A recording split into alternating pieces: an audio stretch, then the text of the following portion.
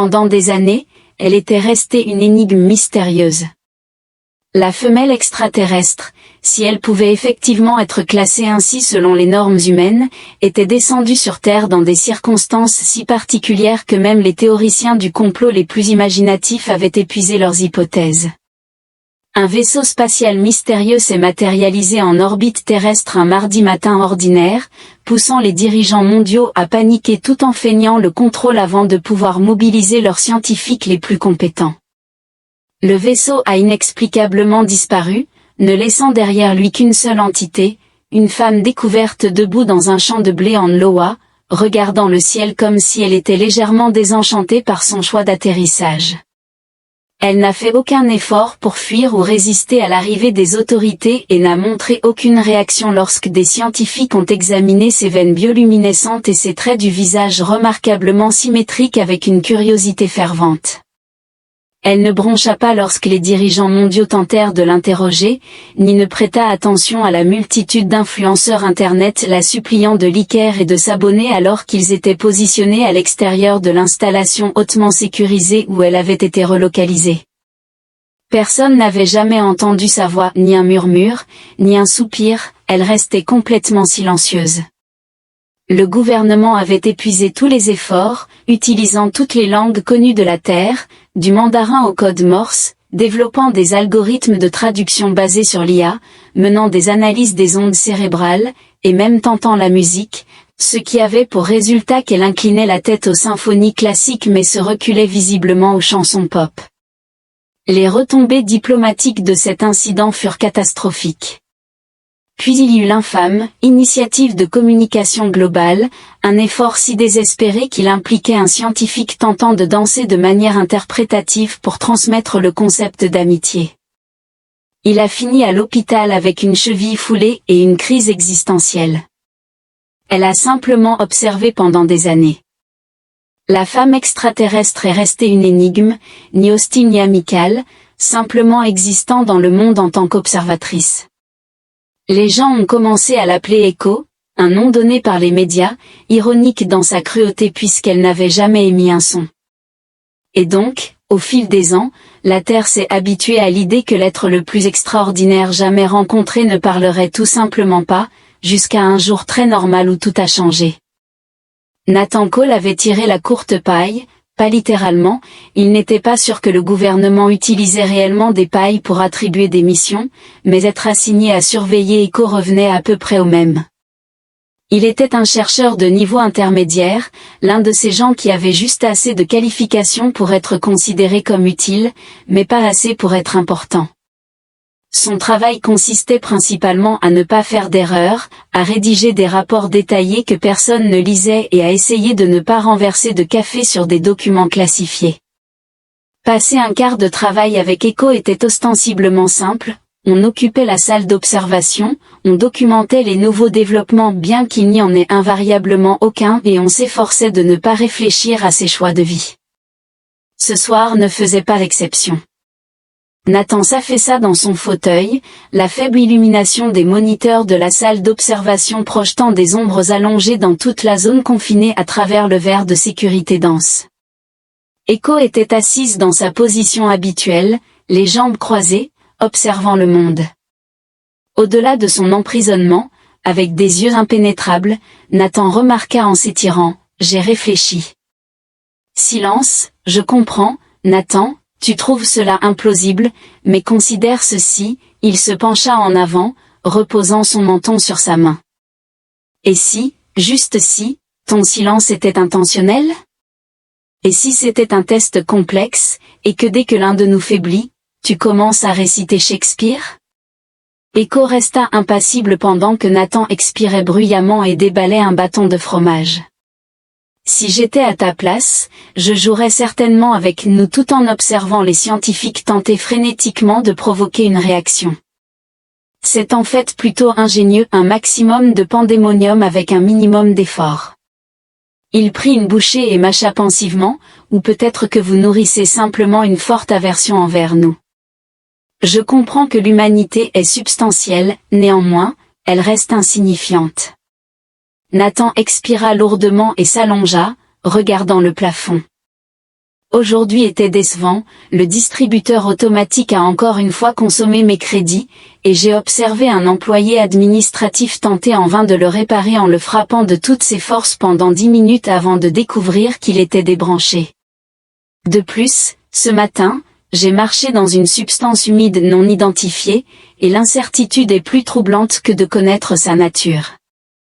Le silence s'ensuivit, suivi de la question de savoir si tu consommes toujours autant de fromage avant de te coucher. Nathan s'arrêta en pleine bouchée, son esprit en panne et son corps incapable de fonctionner. Le bâton de fromage pendait précocement de ses doigts alors qu'il regardait, les yeux écarquillés, la femme qui avait longtemps été une présence énigmatique. Elle l'observait directement, ses lèvres bougeaient, et sa voix était douce, étrangement mélodieuse, avec un accent subtil qui transcendait toute langue humaine connue. Elle avait choisi de briser des années de silence en faisant remarquer sa consommation de fromage. Nathan cligna des yeux, regarda le bâton de fromage, puis reporta son attention sur elle. « Quoi ?» Echo leva un sourcil, semblant totalement peu impressionné. « Tu consommes une quantité considérable de fromage avant de te coucher, répéta-t-elle, comme si cela apportait une quelconque clarification. L'esprit de Nathan avait du mal à comprendre la situation. Non, non, non. Tu parles maintenant, après des années de silence, et c'est cela qui te pousse à le rompre, mes comportements alimentaires. Elle inclina la tête, un léger sourire au coin des lèvres, c'était une tranche de fromage exceptionnellement énorme. Nathan passa sa main sur son visage. Ona, tu rigoles ? Es-tu consciente de l'énorme investissement financier, des ressources considérables et de la multitude de scientifiques hautement qualifiés qui ont tenté de t'engager en conversation, tandis que tu n'as fait qu'observer, attendre et prendre des notes mentales sur le fromage ? Echo se pencha en avant, reposant son menton sur sa paume, ses yeux pétillants d'amusement alors qu'elle remarqua, quand tu le dis comme ça a l'air amusant. Nathan s'exclama, mon Dieu, tu nous trompais. Echo resta silencieuse, cependant le léger tremblement de ses épaules indiquait son rire, transmettant tout ce qu'il avait besoin de savoir. Nathan expira brusquement, jetant le bâton de fromage sur la table. D'accord, tu gagnes. Félicitations, tu m'as battu, affirma-t-il en la désignant du doigt. Cependant, cela ne doit pas être une ruse élaborée où tu cesses brusquement toute communication juste pour me tourmenter, car cela me rendrait fou. Le regard d'Echo était de nouveau impénétrable, mais ensuite, avec une subtile suggestion de malice, elle remarqua, nous verrons. Nathan se lamenta dans ses mains que le dialogue inaugural avec un extraterrestre portait sur les produits laitiers. L'humanité était vouée à la ruine. Nathan Cole traversait une profonde crise existentielle. Ce n'était pas la première fois. Le contact devait se faire sans déclaration grandiloquente ni avertissement ambigu. Pas innovant, des révélations concernant l'essence de l'existence émergèrent lorsqu'une femme extraterrestre fit remarquer avec désinvolture sa consommation de fromage, semblable à deux collègues conversant dans une salle de pause. Il la regarda, sa bouche s'ouvrant et se fermant comme un poisson luttant pour respirer. L'atmosphère dans la salle d'observation semblait plus dense, comme si l'univers lui-même avait choisi d'observer ce moment se dérouler. Inversement, Echo semblait entièrement composé, comme si briser son immobilité prolongée n'avait pas plus de poids que passer une commande pour une tasse de café. Nathan réussit finalement à retrouver sa voix. Je vois que tu consommes une quantité considérable de fromage avant de te coucher, répéta-t-elle, comme si c'était la chose la plus ordinaire après des années de silence total. Nathan émit un son qui était un mélange de rire et de halètement. Tu parles maintenant ? Echo inclina légèrement la tête, un léger sourire aux lèvres. Cela semblait être le cas. Nathan enfouit son visage dans ses mains, inhalant profondément. Il regarda à travers ses doigts, s'attendant à moitié à la voir disparaître comme un rêve fugace. Non, elle restait là, le regardant avec cette attitude exaspérante de calme. D'accord, dit-il enfin, baissant les mains. Commençons par la question évidente, Pourquoi maintenant, et pourquoi moi? Pourquoi, parmi toutes les personnes exceptionnellement intelligentes et significatives qui ont tenté de s'engager avec vous, avez-vous finalement choisi de converser à cause du fromage? Echo le contempla brièvement, puis haussant les épaules, déclara, « Tu as été le premier à poser la bonne question. » Nathan cligna des yeux, se demandant si je me comportais intentionnellement de cette manière. Elle s'est allongée, posant ses bras sur la chaise comme si c'était deux vieilles connaissances qui se retrouvaient, et tu avais raison, je l'étais. Nathan ressentit une sensation viscérale de son esprit quittant son corps, tu jouais avec nous depuis le début. Après une brève pause, avec un léger sourire aux lèvres, le petit Nathan émit un son étranglé, s'exclamant, oh mon Dieu, je le savais. Tu es une vraie menace. As-tu la moindre idée des ressources financières, des innombrables réunions gouvernementales et des innombrables individus hautement intelligents qui ont gaspillé des années de leur vie à tenter de percer l'énigme de ton silence? Echo cligna des yeux d'incrédulité, s'exclamant, incroyable. Nathan leva les mains en signe d'exaspération. Attends, dit-il en plissant les yeux. Si tu pouvais parler tout ce temps, pourquoi ne l'as-tu pas fait? Echo fit une pause avant de répondre, je voulais observer combien de temps il faudrait à quelqu'un pour cesser de tenter de me définir et réellement poser des questions. Nathan fronça les sourcils, ce que tu étais? Que veux-tu dire? Echo tambourina des doigts sur l'accoudoir de sa chaise. Vous, les humains, présumiez que j'étais semblable à vous, que je réagirais aux mots comme vous le faites, que le silence ne signifiait rien alors qu'en vérité, il signifiait tout. Nathan ouvrit la bouche, puis la referma, il souhaitait contester, affirmer que les humains n'avaient aucun autre point de référence que de supposer qu'elle leur ressemblait. Cependant, il concéda son argument. Produisions-nous simplement du son pendant que vous restiez là, nous évaluant silencieusement? Les lèvres d'Echo tremblèrent en signe d'affirmation. Nathan exprima sa frustration, déclarant, fantastique, tout simplement fantastique. Maintenant que vous avez daigné parler, quel est précisément votre rôle?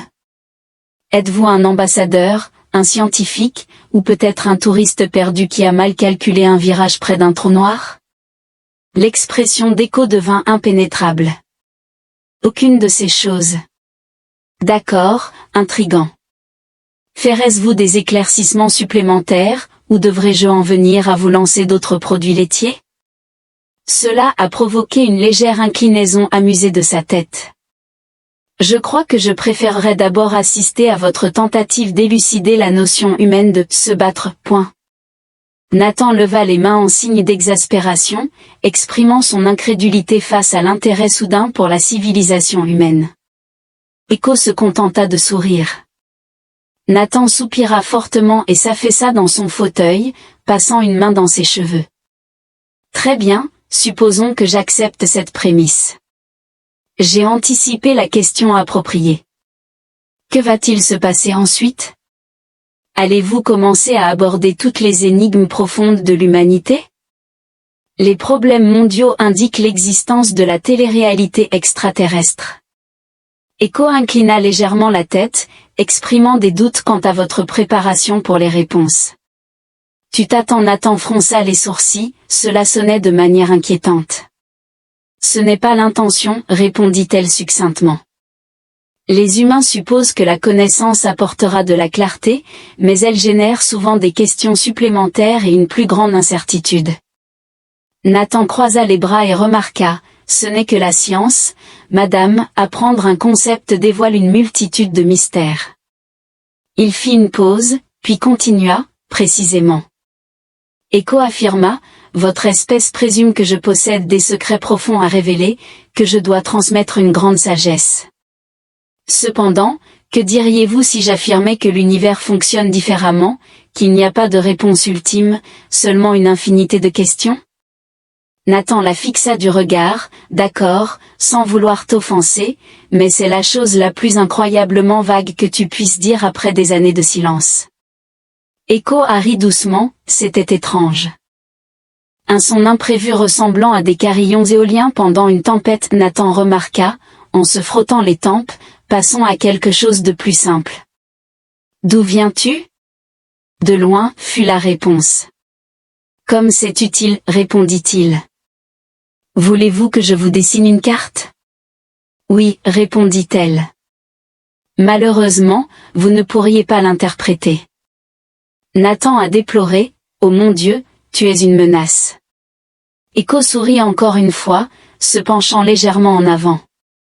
Dis-moi, Nathan, maintenant que j'ai parlé, te sens-tu moins confus qu'avant? Nathan ouvrit la bouche mais hésita. En y réfléchissant, il réalisa, à son grand désarroi, qu'il ne se sentait pas moins confus, au contraire, il avait plus de questions que jamais. Les yeux d'Echo scintillèrent alors qu'elle remarquait, c'est précisément pour cela que j'ai attendu. Nathan lui pointa dramatiquement du doigt, en s'exclamant, je le savais, tu es une source de chaos. Il semble que tu désirais assister au tumulte de l'humanité. Echo gloussa, Nathan expira profondément, secouant la tête. Eh bien, ça va être une longue nuit, n'est-ce pas? Echo inclina la tête et demanda, cela apaiserait-il vos inquiétudes si je mentionnais que l'observation du fromage était significative? Nathan plissa les yeux, se demandant si tu étais en train de mentir.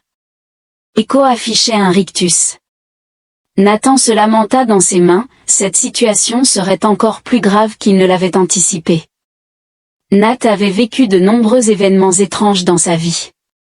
Une fois, alors qu'il était à l'université, il s'est réveillé dans une baignoire remplie de spaghettis froids, sans aucun souvenir de la façon dont il était arrivé là.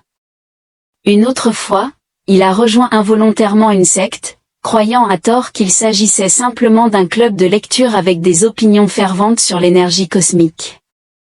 De plus, il y a eu l'incident où il a renversé du café sur un document classifié, brouillant une formule cruciale et déclenchant involontairement un confinement de 2 jours. Un individu a perçu la tache d'encre comme ressemblant à un signal de détresse extraterrestre. Néanmoins, cela était insignifiant comparé à l'expérience d'être dans une pièce avec une femme extraterrestre qui venait de confesser avoir critiqué l'humanité en silence pendant des années, juste pour enfin exprimer ses pensées sur le fromage. Nathan s'affaissa dans son fauteuil, se massant les tempes. D'accord, repensons Y. Pourquoi êtes-vous resté silencieux si longtemps? Était-ce simplement pour jouer avec nous? Si c'est le cas, je dois admettre que je trouve cela quelque peu admirable. Echo haussait un sourcil, ce n'était pas simplement un désordre avec toi. Nathan la regarda alors que ses lèvres se contractaient légèrement. J'avais mes raisons, excellent. Nathan a exprimé, en se passant une main sur le visage, qu'il trouvait la situation énigmatique. Il a demandé nos observations sur nos réactions face à l'inconnu, se demandant si nous réagirions avec une agression semblable à celle de la guerre des mondes et emploierions des stratégies militaires contre lui. L'attitude d'Echo resta impassible alors que j'attendais des éclaircissements, espérant mettre fin aux suppositions concernant mes intentions. Nathan cligna des yeux alors qu'Echo se penchait en avant, posant ses bras sur la table entre eux. Les humains supposaient que mon silence signifiait insignifiance, l'interprétant comme un manque de parole plutôt que comme une forme de communication en soi. Nathan fronça les sourcils, indiquant que c'était illogique. Echo leva un sourcil.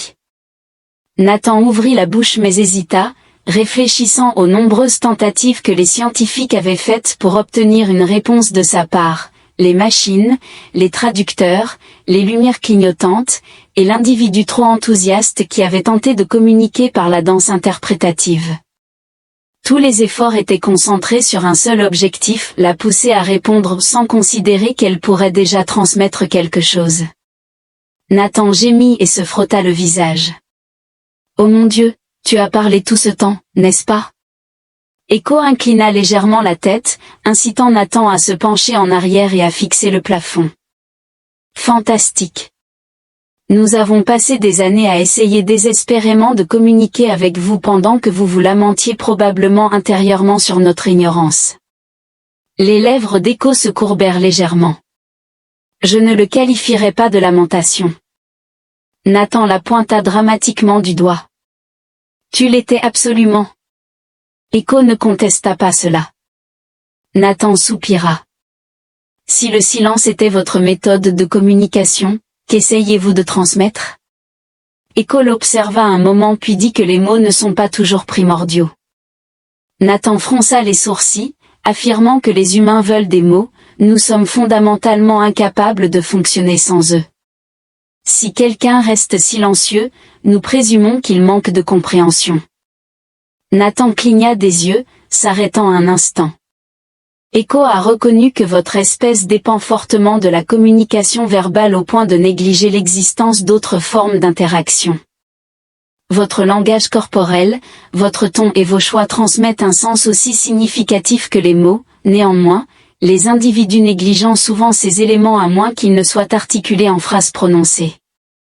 Vous avez exigé que je m'exprime verbalement avant de me considérer comme compétent ou authentique. Nathan commença à protester, mais elle avait en effet un argument valable.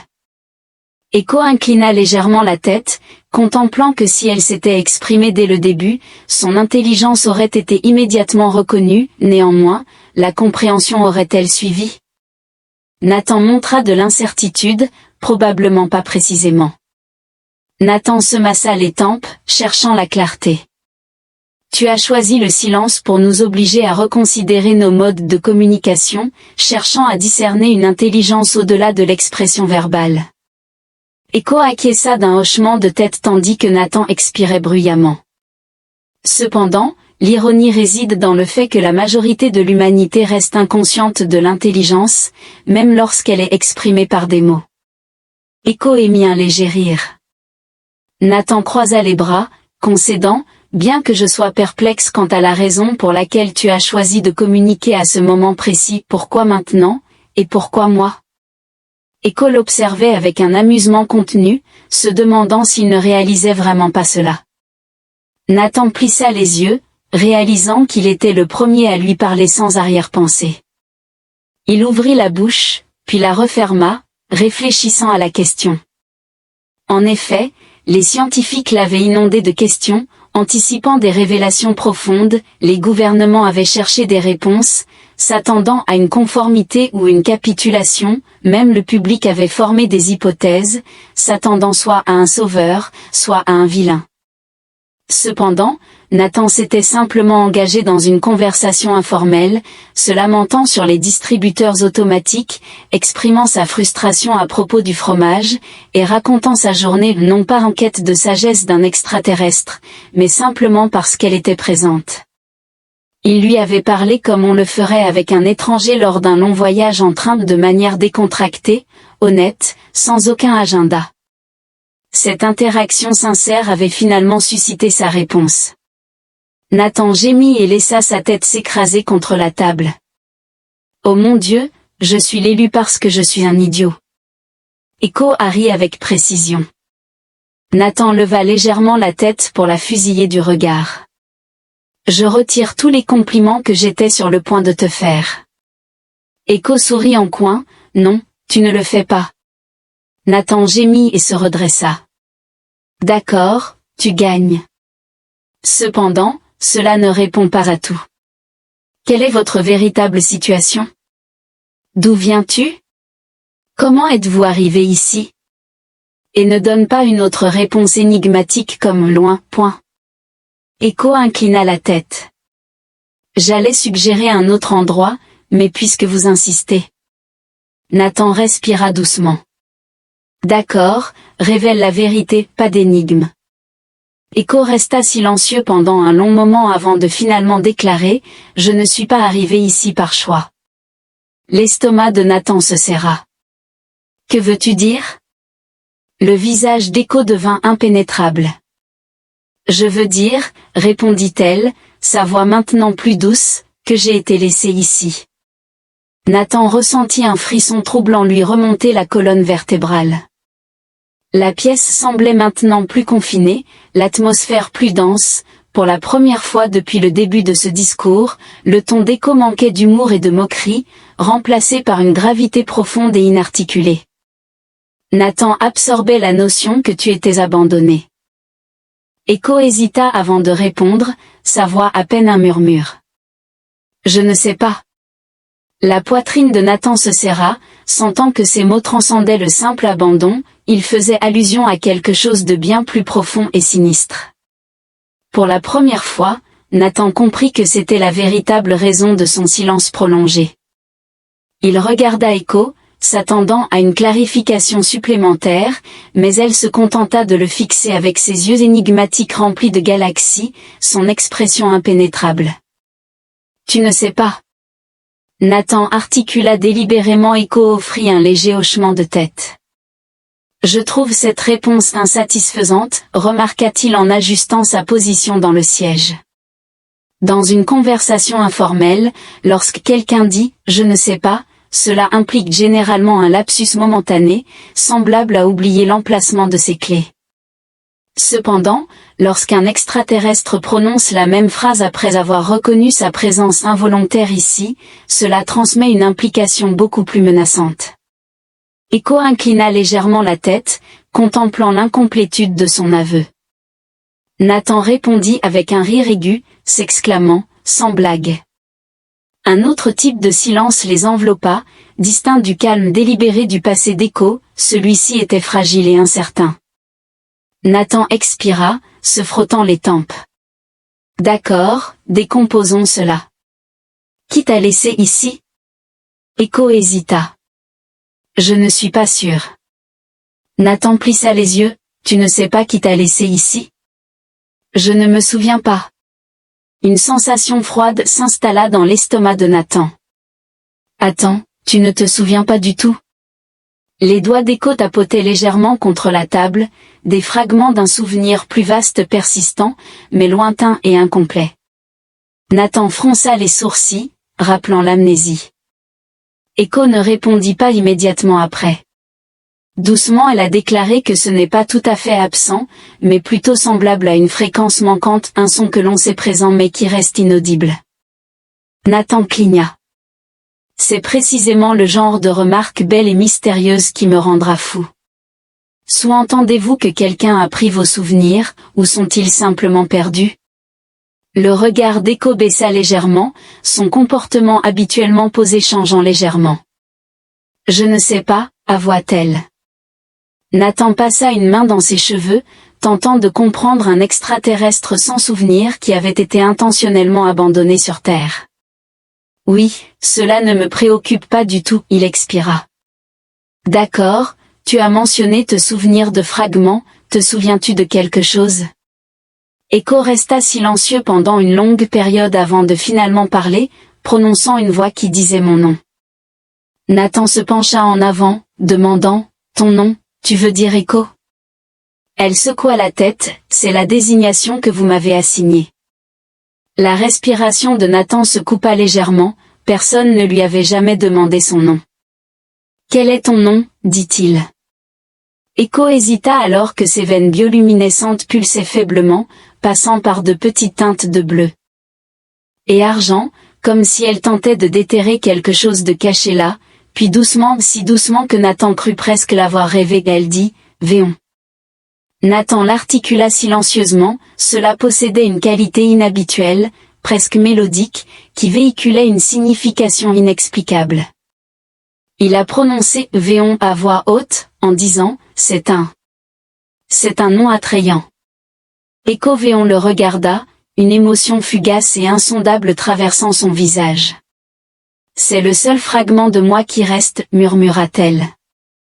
Nathan ressentit une douleur d'une émotion inconnue, pas seulement de la curiosité ou de l'incertitude, mais quelque chose comme du remords depuis des années. L'humanité l'appelait Echo, une désignation dépourvue de signification, simplement un reflet de leurs propres hypothèses, néanmoins, elle n'était pas un écho, elle avait toujours été Vin, et il n'avait jamais demandé. Nathan expira doucement. Te souviens-tu de ton nom et d'une voix qui le prononce? Y a-t-il autre chose? Les yeux de Vin scintillaient d'une luminosité lointaine rappelant les étoiles. Nathan inclina la tête. Des étoiles, affirma-t-elle. Je me souviens d'y descendre. Nathan ressentit un frisson parcourir sa colonne vertébrale alors que le regard de Vin se perdait, comme si elle percevait quelque chose de lointain au-delà des limites de la chambre d'observation. Oui, je me souviens de la lumière puis de l'obscurité, je me souviens de la sensation de mouvement, bien que involontaire, et puis elle cligna des yeux en le regardant. J'étais présent ici. Nathan expira lentement, indiquant qu'il ne se souvenait pas comment il était arrivé, seulement qu'il avait été envoyé. Vin hocha la tête alors que Nathan s'affaissait dans son fauteuil, l'esprit en ébullition. D'accord, c'est certainement troublant, remarqua-t-il en tapotant ses doigts sur la table. Nous sommes confrontés à l'un des 3 scénarios suivants. D'abord, quelqu'un vous a enlevé, effacé la mémoire, et déposé sur Terre pour des raisons indéterminées. Père indéterminé, vous avez fui une situation mais avez perdu vos souvenirs dans le processus, ou peut-être s'est-il arrêté. Vin leva un sourcil 3 fois. Nathan fronça les sourcils, il s'était mis dans cette situation. La veine ne répondit pas immédiatement, mais quand elle le fit, elle murmura seulement que c'était concevable. Nathan se pencha en avant et demanda s'il croyait avoir effacé ses propres souvenirs. Il exprima son incertitude. Vin reconnut que ce ne serait pas la première fois qu'un être recourait à de telles mesures pour survivre. Le souffle de Nathan se coupa lorsque le regard de Vin croisa le sien. « Je ne sais pas qui j'étais avant d'arriver ici, déclara-t-elle, sa voix calme mais résolue. Cependant, je suis certaine d'une chose, si j'ai été abandonnée ici, alors quelque chose est dissimulé. » Nathan avait ingéré quelque chose de dangereux, les yeux de Vin s'assombrirent. Peut-être qu'elle a remarqué, et Nathan la regarda, réalisant que cette situation dépassait son expertise à un degré astronomique. Il passa une main sur son visage, concédant, d'accord, une étape à la fois. Si quelqu'un t'a abandonné ici, cela implique qu'il possédait des connaissances sur la Terre, suggérant qu'une autre race extraterrestre, ou peut-être la tienne, t'a intentionnellement placé ici. Il fit un geste vague, demandant, pourquoi ? Qu'est-ce qui est particulièrement significatif à propos de la Terre ? Vin resta silencieuse pendant un long moment avant de suggérer doucement que cela n'avait peut-être jamais été à propos de la Terre. Nathan cligna des yeux en réponse alors qu'elle le fixait, ses yeux faiblement illuminés. Elle continua, peut-être que cela concerne l'humanité. L'estomac de Nathan fit un flip précis. Quelle est la raison pour laquelle c'est centré sur les humains ? Vin maintint son regard alors qu'elle déclarait que c'était la question qu'il attendait. Nathan sentit son pouce accélérer. Accélérez votre réponse, avez-vous une réponse ? Vilan inclina la tête, concédant qu'il n'était pas encore au courant, mais elle croyait qu'ils étaient sur le point de faire une découverte. Nathan trouva cela troublant. Il était incertain de ce qui était le plus alarmant, que Vilan ait été laissé sur Terre pour un but précis, ou que personne, y compris elle, ne comprenne ce but. Pendant des années, elle était restée une énigme. Un silence énigmatique a contraint les esprits les plus brillants du monde à endurer des nuits blanches à la recherche de ses secrets. En fin de compte, le mystère le plus profond la transcenda, c'était la question de la signification de l'humanité. Nathan se pencha en avant, se massant les tempes. Clarifions cela, déclara-t-il. Quelqu'un là-bas vous a placé sur Terre, a effacé vos souvenirs, et pour une raison quelconque, cela devait être ici. Quelle est la connexion entre les humains et cette situation ? Vin l'observait intensément, ses doigts tapotant légèrement sur la table. Je soupçonne que c'est la question qu'il souhaitait laisser sans réponse. Nathan émit un bref rire. Eh bien, mission non accomplie, comme nous y voilà. Il fit un geste vague. Si vous étiez censé oublier et que nous n'étions pas censés poser d'autres questions, que se passe-t-il maintenant que nous l'avons fait ? Vin fit une pause momentanée avant de répondre calmement, nous découvrons. Nathan sentit un frisson parcourir sa colonne vertébrale. D'accord, pas de souci, juste découvrir tranquillement pourquoi une intelligence extraterrestre inconnue a choisi de te déposer sur notre planète comme un colis intergalactique d'Amazon, murmura-t-il. Les lèvres de Vin se sont contractées. Préféreriez-vous qu'ils aient laissé une note? Oui, un détaillé avec des points de repère et des diagrammes. Nathan gesticula avec animation, déclarant, peut-être quelque chose comme, salutations, humains. Voici votre invitée extraterrestre gratuite. Veuillez vous abstenir de laisser son amnésie provoquer une crise existentielle. Passez une journée splendide, murmura Véon en réfléchissant. Je commence à comprendre pourquoi ils t'ont choisi.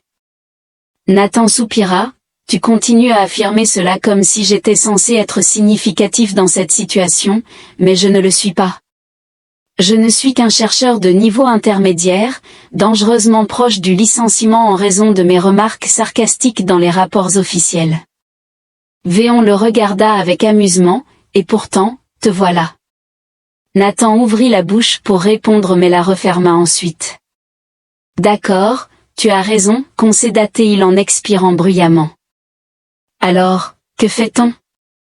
Véon jeta un coup d'œil au plafond de la salle d'observation, remarquant les nombreuses caméras dissimulées et les fonctionnaires du gouvernement surveillant sans doute leurs conversations en temps réel. Nous partons, déclara-t-elle succinctement. Nathan s'exclama, on quoi? Véon se leva, s'étirant légèrement. Si j'ai été placé ici pour oublier, alors rester ici garantit mon ignorance. Pour découvrir la vérité, nous devons transcender cet endroit. Nathan rit nerveusement, exécutant une évasion de prison avec désinvolture, quittant sans effort l'une des installations les plus sécurisées au monde, comme si c'était une tâche triviale. Vin l'examina attentivement, remettant en question sa capacité à partir. Nathan hésita, déclarant, non, j'attends juste. Pourriez-vous s'il vous plaît partir? Véon sourit, et pour la première fois, Nathan discernit quelque chose de déconcertant, elle n'avait jamais tenté de s'échapper, non pas par incapacité, mais plutôt par choix jusqu'à ce moment.